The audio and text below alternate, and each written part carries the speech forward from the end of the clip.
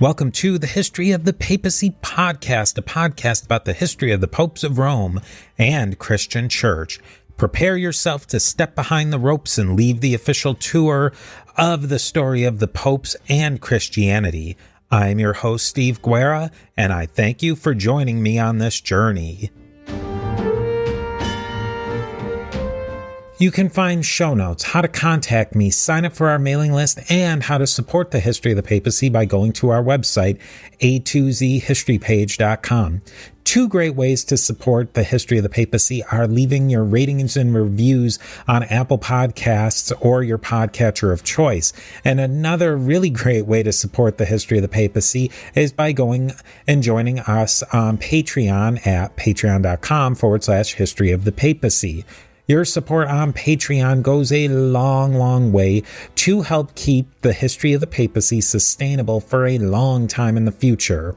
There are 4 tiers of support on Patreon: Antioch, Alexandria, Constantinople, and Rome. Each of these tiers represents one of the traditional patriarchates of early Christianity.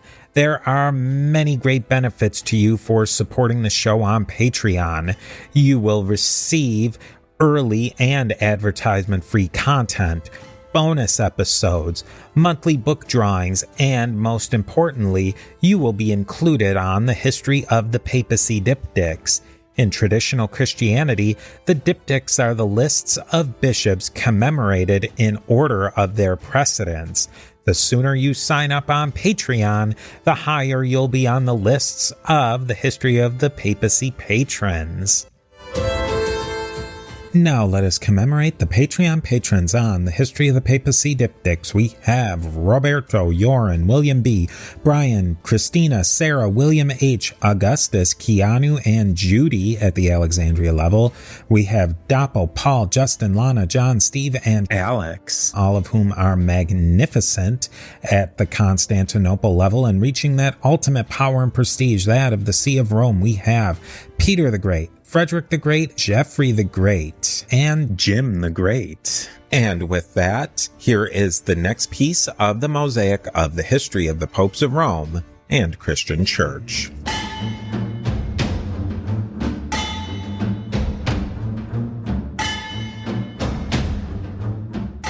I always feel a bit sorry for Origen, how he sort of, became labelled a heretic in later years.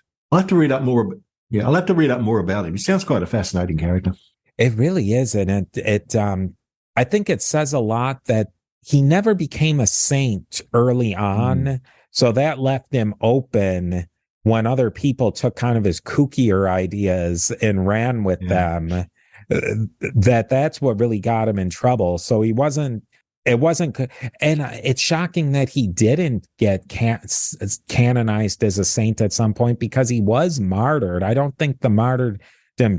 He wasn't killed as a martyr, but he was tortured during one of the Decian persecution. But for whatever reason, he didn't quite make the lists. And that's the thing that kept him open to later criticisms. With Origen and then later Jerome, the question became, what was the original text, and which text preserved the original Old Testament best? And was there one singular original text? Even that early in Christianity, there really was the search for authenticity. What is the authentic food or what was the authentic text? And that makes me always think of people say, well, what's authentic food? I want to go to the authentic Chinese restaurant, or I want to go to the authentic Vietnamese restaurant. And you start to see that maybe things authenticity isn't exactly what it's made out to be. Like say a banh mi sandwich, it's on French bread with pate and smoked ham. What's authentic? It starts to make you question exactly what was authenticity. And I think that as early as Origen and then later with Jerome, they're starting to think of what is this question of authenticity. Yeah. So I was just thinking, we've got a little local bakery that makes banh mi, that sort of thing. And I'll tell you what, some of the meats they put on, I have no idea what they are. Apparently, traditionally, banh mi is meant to have like 3 different types of pork. No, just weird things. Sorry, tell someone. They're really good, though. It's hard to, at least where we live, it's hard to find a good one. Right. Okay. So if anybody out there living in the Central Texas region knows where I should go for a good banh mi, tell me. Yeah. In Timothy Law, from When God Spoke Greek, he says that, quote, perhaps the most importantly, we must recognize that the Hebrew Bible edition in our hands today, these based on the medieval text, the Masoretic text, do not represent the original text of the Bible, because there really was no original. He's at least saying that there wasn't an original text.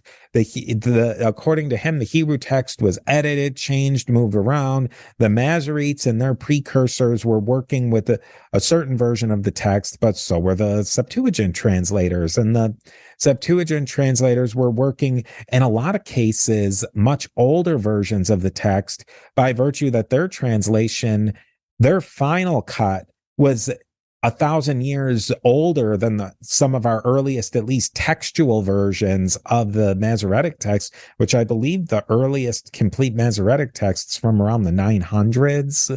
Yes, around then, somewhere late 900s, maybe close to 1,000. Yes, that is the earliest complete. So I think that you at least, scholars like Law are saying that you at least have to consider that there's some value in a text that's that antique.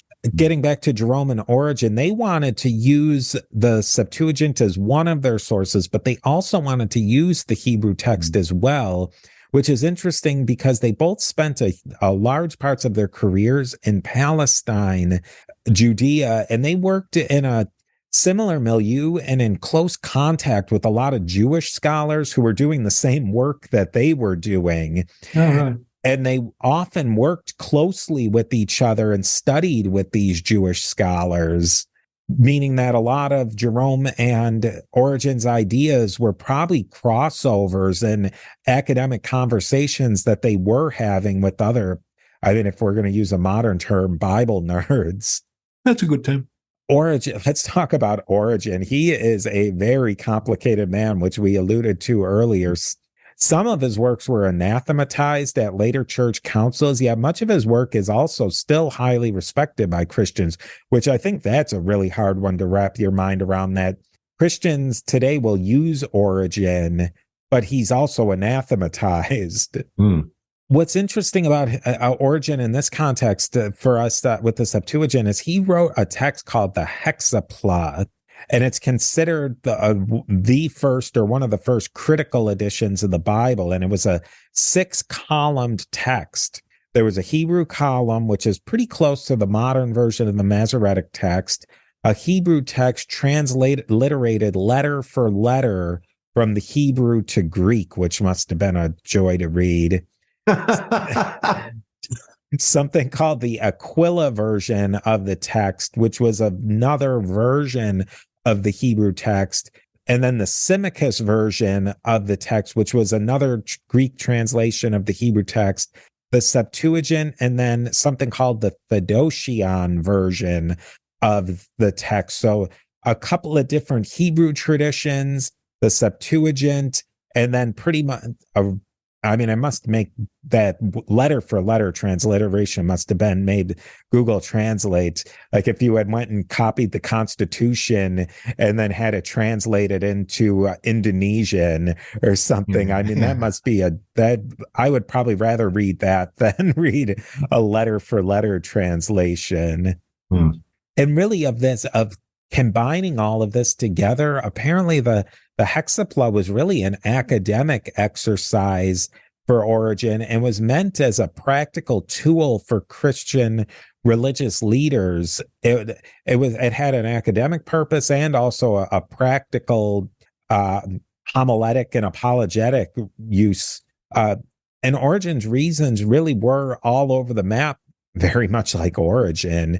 Origen wanted to give the pastors and teachers a wealth of texts to choose from for catechetical reasons.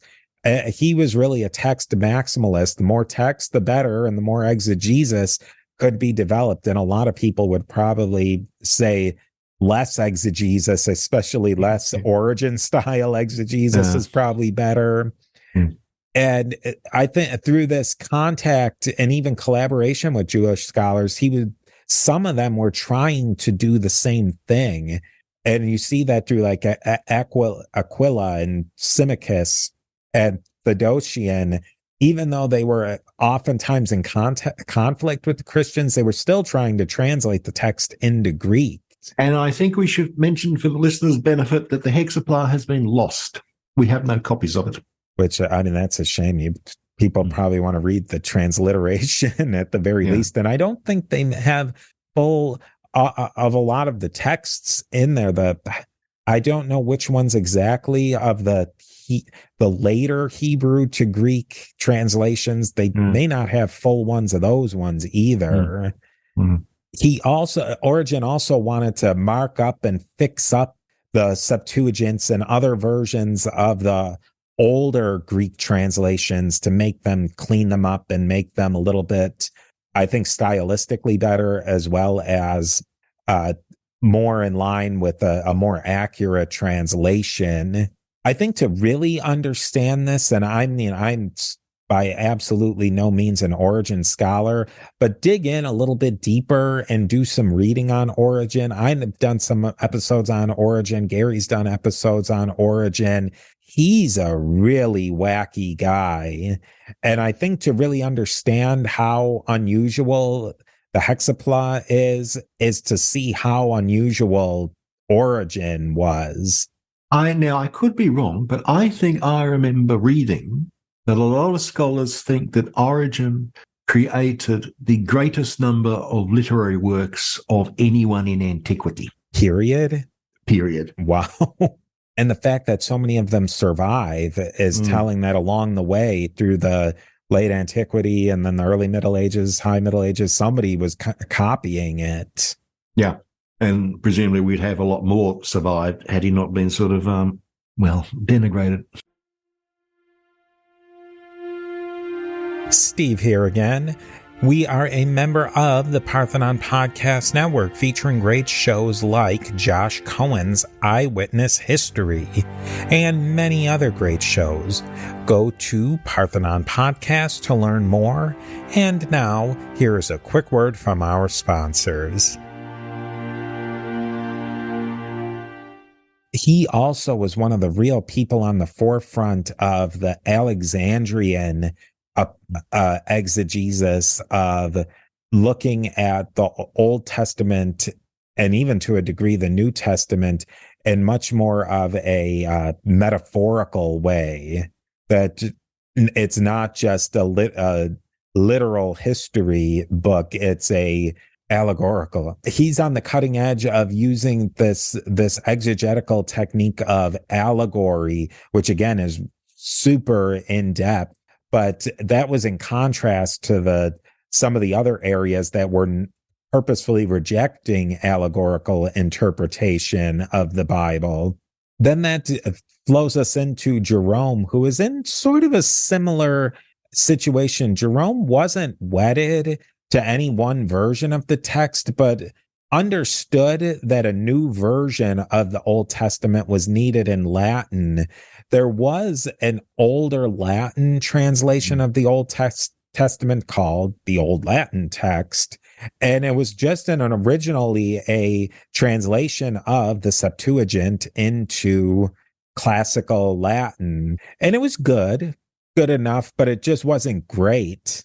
Augustine of Hippo worked at about the same time as Jerome, and Augustine loved the Septuagint, but he also appreciated Jerome's Vulgate translation. I didn't write notes on this, so I may get the facts a little bit confused, but in the general sense, it was Pope Damasus asked Jerome to make this new translation. Supposedly, I think there's some legendary elements to it, but it sounds like it was something that Jerome was sort of fiddling with in his basement before, and so he had some idea of where to go with a project like this, of not just translating the Septuagint and doing a better job of it into Latin, but taking the other texts, combining them with the Septuagint to make a brand new better Latin translation, as which would be called the Vulgate. And the Vulgate, I believe, was the official Catholic translation up until maybe the early 1900s. That'd be right. Although, as a retro caveat, it wasn't actually made official until the early modern period. Oh, yeah, I think Council of Trent, maybe. Yeah, that's it. The Council of Trent. That's when. So for the entirety of the Middle Ages, there was nothing official about it. And then, Council of Trent made it official, and the Pope who de-officialized it. I wonder. I think it was. I don't know all the details of it, and I believe if some Catholics still use the Douay-Rheims version of the Bible, and that I think is the Vulgate. Oh, okay. Translation, but I think they have more, and I don't think that they're not allowed to use the Douay-Rheims, but it's more, let's use this new one instead, which is more. Again, I don't know the ins and outs of how that translation was done, but I think there's a little bit more in conversation with the Masoretic text and new ways of looking at translation and that sort of thing. These days, as far as I know, the Catholic Church has authorized numerous translations, and as long as you have the imprimatur and the nihil obstat, I think it's called, then congratulations. You're on your way. Jerome, he was obviously a native Latin speaker. He was good with Greek, but he didn't have strong Hebrew skills. So he didn't necessarily have all of the tools you would think to make that translation. But because Jerome's work had the support and the official church, and big names like Augustine didn't have any problems with it, it became more and more solidified. And like Garry said, it not official until the Council of Trent 1,200 years later, but it's carried on as the main Bible almost for 1,800 years or 1,700 years. Yeah. I think somewhere in my memory, I have a dim vision that some of the old Latin texts were still being used as late as the Venerable Bede in England. So that's 700, 800, something like that.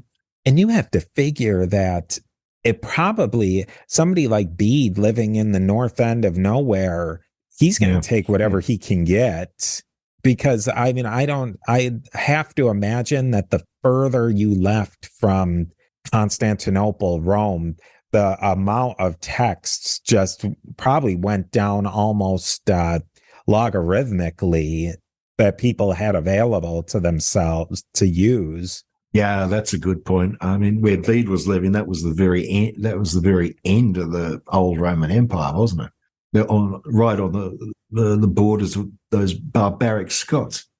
And really, in the western part half of the Roman Empire, the Latin Roman western part, Jerome's Vulgate really took a hold. But in the east, the Septuagint in Greek was still the king, and really amongst Orthodox to this day, it's the main Old Testament text. But whether Eastern or Oriental Orthodox, I know some of them, the Syriac Christians, will use the Peshitta version, which is kind of its own thing. That's a different day, but that lends it. There's a really, if you search this up on Wikipedia, they'll give a really confusing flow chart of how all these come together.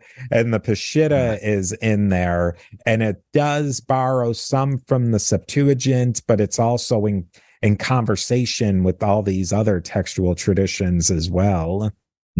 But that's a different story for a different day. Yeah. We're wrapping up today.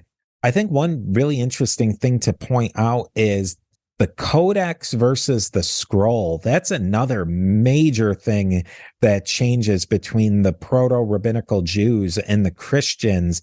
The Christians really, traditionally, any of these documents would have been written on scrolls. The proto-rabbinical Jews, they stay completely full into scroll. And that's why in a synagogue today, the Torahs are written on scrolls, where the Christians almost 100% adopted a new literary technology called the Codex, which is essentially just a book, the book format that we are know and love today.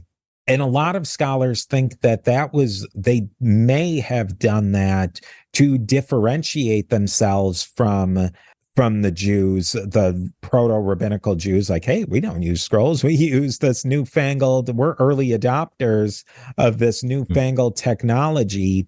They also think that it may have made it easier to swap in and out documents into a codex over a scroll, which I kind of question that, because a scroll, essentially for most scrolls, one book is one scroll for the most part, I believe. So if you don't like Ezekiel anymore, you can just chuck it. And I don't know, but then if you want to have a whole Old Testament in scrolls, then you got a big old pile of scrolls. You got a big old pile of scrolls in a basket. But yeah, if you decide you don't like a book, you just throw it out and maybe no one notices. Yeah. For years. Whereas if you have a codex, which would have been quite expensive. I mean, to do that, the stitching on the binding, that wouldn't be cheap to get done. If you decide you don't like Esther, well, it's going to be pretty noticeable that you've ripped the thing out. Yeah. And it might screw up the binding. Exactly, yeah. Have to get a rebound. I have heard that scrolls don't hold up as well. I think you might have said this, that scrolls wear out a lot faster. Especially if they're made out of papyrus, which is interwoven slats of reeds that they're essentially just glued together with their own sap, and that once they start to dry out, they fall apart really quickly. But if they're just laid there flat and you're opening up pages, that's going to last a lot longer than rolling and unrolling. Well, that's what you think, isn't it? I mean, with a scroll, you're continuously stressing and unstressing the papyrus. So you'd think it almost just start to fall apart of its own if you just keep using it, rolling and unrolling and that sort of thing. But keeping them in the flat sheet, I mean, even if you turn a sheet of modern paper into a scroll, it starts to look a bit funny, doesn't it? Yeah. When you then unroll it and then back again and back again. Yeah, wear and tear. There's much less wear and tear on a flat sheet of paper. Which would really lend itself that you're getting more longevity out of a really expensive investment of having something copied, whether it's being copied on vellum or parchment. The materials are really expensive. The labor of writing and then making it is really expensive. And if the scroll, you only get X percentage of a lifetime as compared to a codex, that's that much longer that you're spreading your message than the next guys. Yeah, good point. Here's some questions that I had, and some of these don't really quite fit anywhere else, so I figured I'd just slap them on the end. The Book of Esther is one that I had a lot of questions on. The Septuagint version is actually quite longer than the Masoretic text version, which is unusual because it's usually the reverse of that. Yeah. The Septuagint's shorter, but yet Christians never really fully embraced that book. And I guess there was even points where there was questions of whether some Christians thought it should even be in the canon at all. And then the Septuagint versions in the Masoretic texts, even inside of their content, there's some differences where I didn't even know this until doing this. The Masoretic text doesn't even mention God in Esther, where the Septuagint version does. And then it's a rare case where a canonical text from the Masoretic text almost gets chopped from the Christian text. Usually, especially early on, the Christians are adding texts as opposed to taking them away. Yet for some reason, the rabbinical Jews, they really grab onto this, especially the Purim story. Steve here again with a quick word from our sponsors. but it's still much more of a thing in Judaism. It's not a thing at all in Christianity. That whole tradition, apparently from what I was reading, Purim and some other places is almost just a drinking holiday. Oh, that's right. It's funsy drinking, isn't it? Yeah, you're meant to get drunk. Yeah. Yeah. I've seen there was a little documentary on Orthodox Jews in Melbourne a couple of years back, and they had the cameras there for Purim. I tell you what, some of those formerly staid rabbis were dressing up in just the most outlandish coats and things I've ever. It was sort of really jarring to see. Guys you normally see in black suits and the headgear and all that sort of thing. And suddenly they look like Marvel superheroes. I think in the United States, it's taken on a flavor of almost the Halloween, even though it's at a different time of the year. And I think that's where they are dressed out in the outlandish costumes, and how Halloween's become kind of more of a drinking holiday in a lot of ways than it is the traditional of just kids going around and begging for candy. Purim, but even in a religious sense, there's nothing Purim. I mean, in so many things you can see where there's an analogy between, say, Passover and Easter, Pentecost and Sukkot. So many of the holidays, there is an overlay, but something like Purim, there's no connection whatsoever to the Christian holiday. You can even dig deeper into a lot of the less known Christian feasts, and you can see where there's connections over into Judaism. But the Purim, which is, to me, Purim has a lot of political elements, not modern political elements, but political elements in the 1st century AD and the 1st century BC of the Judeans against the Greeks. Yeah. That sounds reasonable. The guy with the hat and everything, Hamantash. And it really could have been that edits were done during the Maccabean age, which scholarship is showing more and more that there were edits done by the Maccabeans, and a lot changed during their time. So, but very interesting and very complicated. Another thing that we can say as a final point is the future of the Septuagint. It's not over for the Septuagint. Scholars are becoming more and more interested in studying the Septuagint and the history of the Septuagint. Timothy Law, again, he said all the way back in 2013, he was really writing his book as a call to arms to scholars of the Bible to do more study into the Septuagint. And it's starting to happen. And then there's many exciting things happening, including the new English translation of the Septuagint called the Nets. The first edition was published in 2007, and then there was an updated printing in 2009. And it's the Nets is the first major update or revision of the Septuagint since something called the Brenton version from the early 1800s. It's the Nets is a project from the International Organization for Septuagint and Cognate Studies. It's a pan-university conglomerate of, I think it's led from the University of Pennsylvania, but Oxford's involved in like 5 or 6 other universities. And it's a major overhaul and review of the Septuagint. And it's really exciting. You can get lost in all of these details. If you go into a deep dive into it, you could lose an afternoon just looking at their preview documents. And I would imagine that these sorts of things are a really great resource for somebody who is trying to learn Greek, especially if you speak English. And it's from what I understand, a really good translation. So with all of that, we've really just scraped the surface of the Septuagint. And I know we'd love to hear your comments, your questions, your feedback. Would you like to hear more of this? Is there something you'd like for us to talk more about specifically? And let us know. Yes, please do. We thought we'd leave you today with a quote from the Nets notes to the readers. Garry sent this to me, and there's an interesting backstory to that, but we'll save that for another day. No. translating an ancient, quote, translating an ancient text can only be described as a profoundly difficult undertaking. Not only do translators have to contend with the natural gulf that exists between languages and with the absence of the authors who wrote the pieces in question, but they also suffer from the lack of native speakers of the ancient languages who might be cajoled into giving some needed help.